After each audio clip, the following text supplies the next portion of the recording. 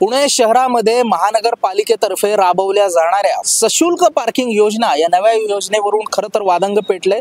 विविध लोकप्रतिनिधी असतील, सामाजिक संस्था असतील, आपापल्या पातळीवरती याविषयी आक्षेप नोंदवत आहेत। मात्र शिवसेना उद्धव बाळासाहेब ठाकरे पक्षाचे युवा सेनेचे पदाधिकारी असलेले वैभव कदम यांनी या विषयावरती खरं तर अत्यंत वादग्रस्त असे काही आरोप केलेत।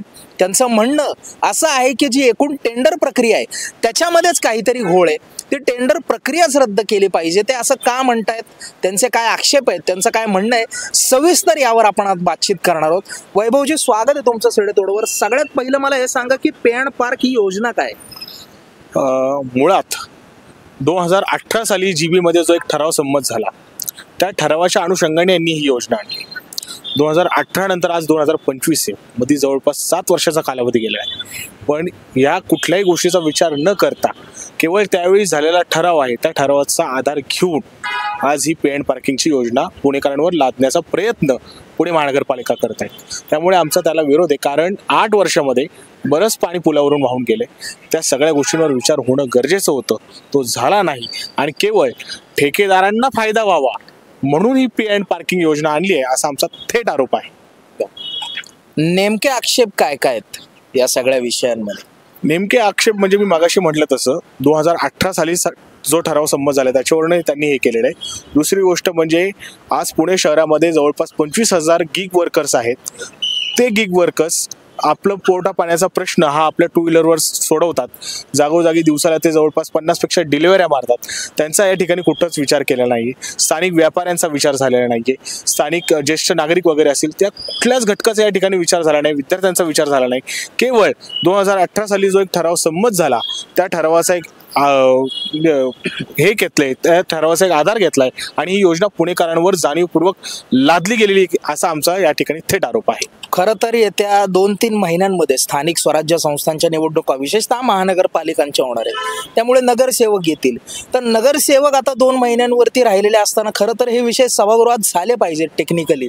मग महानगरपालिकेकडून हा विषय म्हणजे प्रशासनाकडून घाईघाईने रेटून नेला जातोय असं आपल्याला वाटतं का? निश्चितपणे, कारण खरं तर वास्तविक पाहता यांनी थांबवायला हवं होतं। आज आपण बघतोय अतिक्रमण विभागातले म्हणजे ते बिलं तयार करा म्हणून अनेक हातगाडी व्यापारी वगैरे, परवा दिवशीच पुणे महानगरपालिकेच्या बाहेर आंदोलन झालं होतं, त्यावेळेस अनेक हातगाडी पथारी व्यावसायिकांनी मागणी केली होती की आमची बिलच काढली नाहीयेत। मग त्यांची तुम्ही बिलं काढत नाहीयेत पण हे नवीन ठराव संमत करता, हे कशासाठी? नगरसेवक येण्याची वाट बघा, जीबी मध्ये नीट ठराव होऊ द्यात, त्याच्यानंतर काय व्हायचं तो निर्णय होऊ द्यात। आता याच्यामध्ये आणखीन एक विसंगती अशी की दिव्यांगांसाठी कुठल्याही प्रकारची सोयी याच्यात केलेली नाही। म्हणजे दिव्यांगांना खरं तर मोफत पार्किंग या ठिकाणी दिलं पाहिजे महानगरपालिकेने, कारण तो त्यांचा अधिकार आहे दिव्यांग आहेत म्हणून, पण त्या गोष्टीचा देखील महापालिकेने विचार केला नाही। त्यामुळे हे अत्यंत असंवेदनशील असं टेंडर प्रक्रिया आहे, हे अत्यंत चुकीचा असा निर्णय महापालिका प्रशासनाने घेतलाय आणि म्हणून आम्ही याचा तीव्र विरोध करतोय। ही टेंडर प्रक्रिया पूर्णपणे रद्द झालीच पाहिजे, ही आमची इथं तीव्र मागणी आहे। तरी सुद्धा हे सगळं रेटून नेलं जात आहे। आपण मागे अधिकाऱ्यांना सुद्धा भेटला, 2018चा ठराव आहे, 7 वर्षांमध्ये वाटत नाही या सगळ्या गोष्टीला पुनर्मूल्यांकित करण्याची गरज आहे? सगळं परत एकदा विचारात घेतलं पाहिजे? 100% घेतलं पाहिजे, म्हणून तर आम्ही ही मागणी करतोय। कारण इथं तुम्ही कुणालाच विचारात घेतलं नाही, लोकांचं काय म्हणणं आहे। आज तुम्ही पार्किंग नेमकं कुठं असणार आहे, कसं असणार आहे, आज तुम्ही म्हणताय प्रायोगिक तत्वावर, उद्या तुम्ही संपूर्ण पुण्यामध्ये ते आणणार आहात। बरं, प्रायोगिक तत्वावर करताय तर मग 3 वर्षासाठी कशाला करताय? तुम्ही टेंडर 3 वर्षाचं कशाला काढलंय? 6 महिन्याचं काढा, 3 महिन्याचं काढा। प्रायोगिक तत्व 3 वर्षाचा कुठं असतो?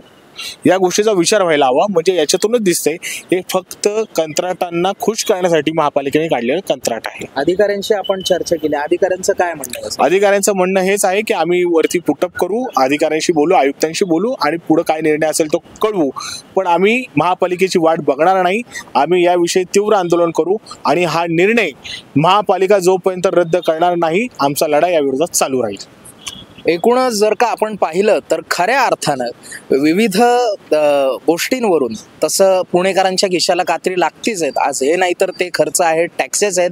मात्र दुसरीकडे पार्किंग सारख्या मूलभूत प्रश्नावर देखील आता जर का पुणेकरांना पैसे खिशातले घालावे लागत असतील आणि त्यातही जर का ही योजना घाई गडबडीत रेटून नेली जात असेल तर मला वाटतं पुणेकरांच्या खिशाला थेट ही प्रशासकीय कात्री कंत्राटदारांच्या सौजन्याने लागते की काय अशी शंका घ्यायला या सगळ्या ठिकाणी वाव आहे. या सगळ्या गोष्टींबद्दल आपलं काय मत आहे आम्हाला आमच्या कमेंट सेक्शनमध्ये आवर्जून सांगा. पाहत राहा सडेतोड. धन्यवाद.